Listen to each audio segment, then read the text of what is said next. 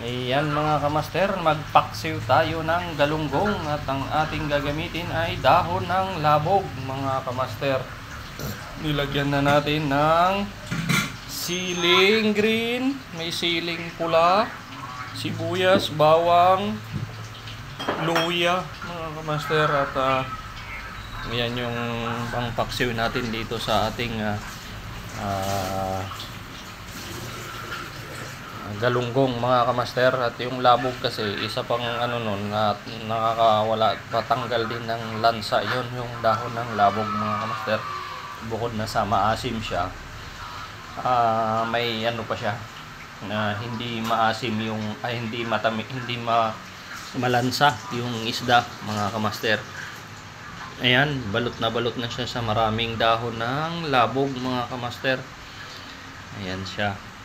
Oh, may siling green, may siling pula, completos ricados mga kamaster. At mamaya pagka isalang natin mga kamaster at babalikan natin ko kayo mga kamaster at iluluto na natin yan mga kamaster. Inilagay na natin yung labog at mamaya mga kamaster ay iluluto. Ayan na mga kamaster, oh. Ang bango na ng ating paksiw na labog mga kamaster, oh. Oh, kulong-kulo na. Panalo na naman ito mga kamaster. Solid na naman ang sabaw-sabaw nito. Ang bango na ng amoy ng paksiw. Oh. Talaga naman.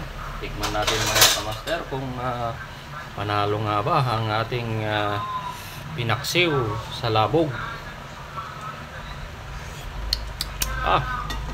Panalo. Sarap.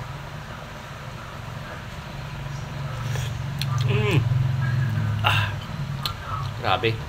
Asim-asim na mga kamaster. Okay na to. Talaga namang solid na naman to. Okay mga kamaster. Ayan mga kamaster, don't forget to subscribe sa Amerikanong Hilaw TV Vlog mga kamaster. Have a good day. God bless po sa ating lahat. Bye bye.